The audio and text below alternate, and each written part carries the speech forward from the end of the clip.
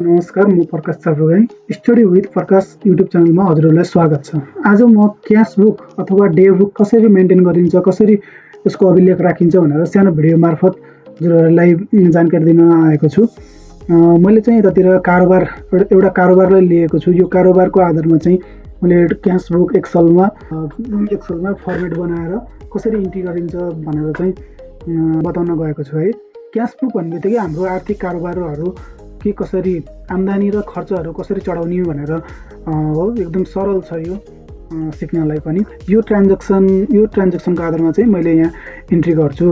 Closing balance 3,65,000 closing balance छ भनेपछि हिजोको क्लोजिङ ब्यालेन्स आज आएर ओपनिङ ब्यालेन्स हुन्छ। ब्यालेन्स 3,65,000 भयो। अनि त्यसपछि क्यास सेल्स भन्ने बित्तिकै सेल्सहरू यो कोलममा आउँछ। सेल्स यो कोलममा आउँछ भने खर्च जति पनि आम्दानी छ यो कोलममा आउँछ, जति पनि खर्चहरू छ यो कोलममा आउँछ। क्यास सेल्स आम्दानी भयो। क्यास सेल्स कति भयो? 1,05,000। रिसिभ्ड फ्रम डेप्टर्सबाट पैसा रिसिभ गरियो, क्यास रिसिभ गरियो कति? 55,000। टोटल 5,25,000 हाम्रो आम्दानीतिर भयो। अब हामीले यो पैसाबाट केमा खर्च गरियो त्यो खर्चहरू चाहिँ यतातिर राख्ने। Staff meal expenses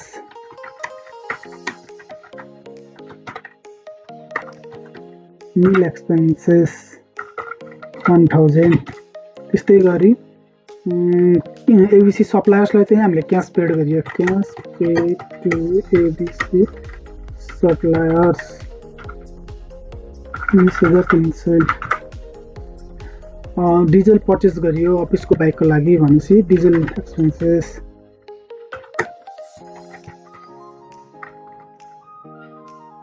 1,000। त्यस्तै गरेर अर्को हाम्रो केमा खर्च गरियो? सेलेरीमा। सेलेरी एडभान्स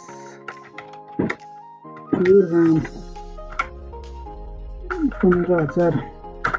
अब हाम्रो यो टोटल खर्च कति आयो? 37,300 भनेको यो 5,25,000मा 37,300 हाम्रो खर्च छ भने अब क्लोजिङ ब्यालेन्स निकाल्नु पर्यो। हाम्रो क्लोजिङ अब हामीसँग कति ब्यालेन्स रह्यो भन्नको लागि क्लोजिङ ब्यालेन्स गर्ने इक्वल टु यो 5,25,000मा माइनस सबै खर्च घटाइदिने। यो खर्च माइनस यो गरिसकेपछि हाम्रो 4,87,700 क्लोजिङ ब्यालेन्स बाँकी रह्यो। आजको दिनमा सबै कारोबार सकेर खर्चहरू पनि गरियो। त्यो खर्चहरू कटाएर हामीसँग यति क्यास बाँकी रह्यो। अब यो चाहिँ भोलिको दिनमा गएर ओपनिङ हुन्छ। ओपनिङ ब्यालेन्स कति? 4,87,700।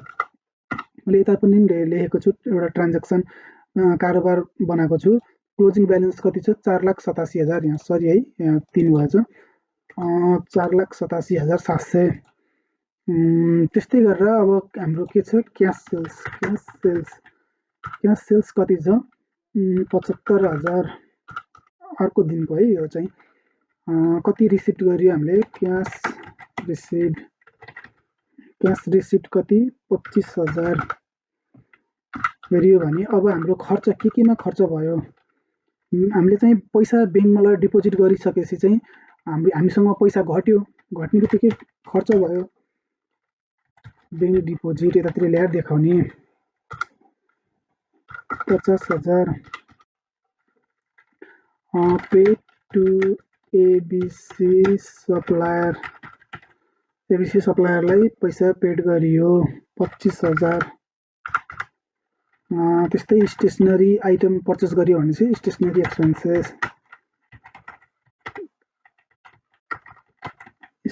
एक्सपेन्सेस कति? 25,000। अब यो त बुझ्नुभयो होला। 5,87,700 हाम्रो टोटल आम्दानी छ भने त्यसमा 1 लाख चाहिँ खर्च छ। अब यो क्लोजिङ ब्यालेन्स निकाल्ने हामीसँग कति पैसा रह्यो भन्नलाई चाहिँ क्लोजिङ ब्यालेन्स कति रह्यो भन्नलाई चाहिँ यो 5,87,000मा 1 लाख रुपियाँ घटाइदिने इक्वल टु 5,87,000मा 1 लाख रुपियाँ घटाइदिने। भनेपछि फेरि पनि हामीसँग 4,87,700 रुपियाँ रह्यो। अब यो फेरि भोलिको दिनमा गएर ओपनिङ हुन्छ। हामीले चाहिँ एउटा यो कोलममा चाहिँ आम्दानीहरू लेख्ने यो कोलममा, अनि यो कोलममा चाहिँ हाम्रो जति पनि खर्चहरू हुन्छन् यो कोलममा लेख्ने। हस् त आजलाई यो छोटो भिडियो हजुरहरूमाझ राखेको छु। केही प्रतिक्रिया छ भने कमेन्ट गर्नु होला। यस्तै भिडियो म फेरि पनि लिएर आउने वाचा गर्दछु। आजलाई यति नै। हस् त, धन्यवाद।